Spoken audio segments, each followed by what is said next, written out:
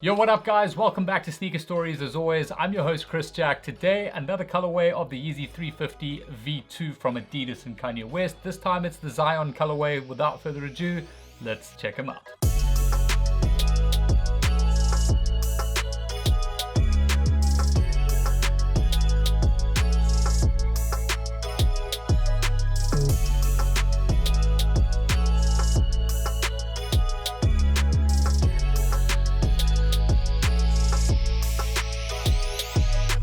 Alright, so the Yeezy 350V2 Zyon colorway was originally set to release in the middle of June, but was pushed out due to the BLM protests and all of that kind of stuff that has been happening around the world, and finally saw its release date on the 18th of July last Saturday, at least here locally in South Africa, but I think around the world as well, for the price point of 3,499 Rand. Now, leading up to this release, the shoe was rumored to be manufactured in really high quantities. I think the most I heard was around 400,000, but I've heard around 250,000 pairs of this globally speaking. I know that locally speaking, there were definitely a lot more pairs than we are used to getting on a 350V2 silhouette, at least here in South Africa. That said, they didn't sit on any shelves or anything like we've seen with some of the 700s and 500s and desert boots and things like that in the past. These absolutely sold out instantaneously, whether that was online or through the online raffles at Shelf Life. Now, what we've come to realize with Yeezy 350V2s is you can't judge them until you have them in hand, because between the photos that Adidas puts out, the official sort of photos for Yeezys, and what actually comes in real life and how they look in real life is often quite a different thing. However, that said, when I did take these out of the box and saw them in hand for the first time, I was completely underwhelmed by this particular colorway. In fact, it's my least favorite out of any of them that have released to date, but that is completely just my opinion on the particular colorway and sort of the prime knit pattern that they've got going on with this one. It just, something is not right about these. With that said, that's completely my own opinion. I know a lot of people love this colorway. In fact, these sort of tones are actually pretty good on a shoe. They do generally go with a lot of different colors of pants and things like that, so you can pretty much wear them with anything. And just for me, it's kind of like an old granny's carpet that's been flipped inside out and left in the rain and rotted a bit. That's kind of the vibe I get.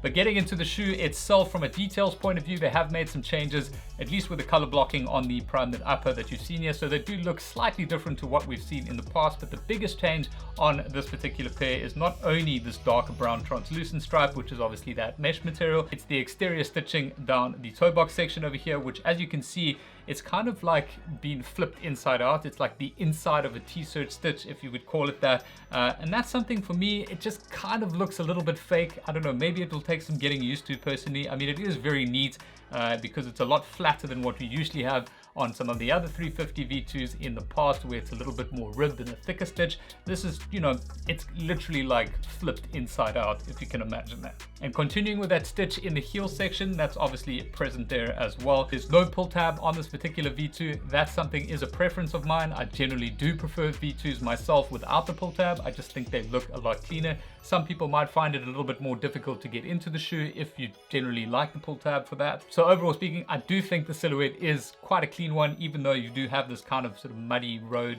kind of thing going on here with the colors. But moving on, in the sock line and the heel section, this is done in a sort of light tan color. You do have the reflective 3 stripes which go down in the center of that. And then from a lacing perspective, you've got a very light tan color rope lace over here, which is obviously just a tonal color. It's kind of similar to what you got on the Oxford Tan V1s, if any of you have a pair of those. It is slightly lighter though, so something kind of similar to Sesames, to Oxford Tans, to Moon Rocks, to 380 Mists, to 100 and other colorways.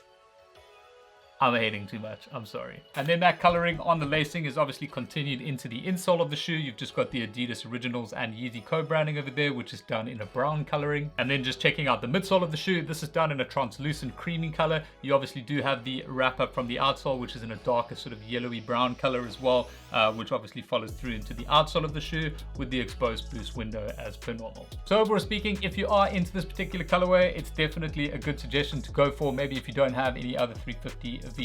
But personally, it's just not something I'm going to be adding to my collection. As usual, from a sizing perspective, you want to consider taking a half size up in 350V2s. If you don't know what your size is already, I'm sure you can probably find a pair or a friend's pair or something by now to be able to try on before buying one of these at potentially resell, or just waiting for a restock or another release down the line of some of the other colorways. And just to recap, price point locally was 3,499 Rand. But with that said, that is the review of the 350V2 Zyon from Adidas and Kanye West. I hope you guys have enjoyed this, found it helpful. If you do have any further questions, please drop them in the comment section below. Don't forget to give the video a thumbs up and subscribe right here for more content like this down the line. But that is it from me for today. I'll catch you on the next one.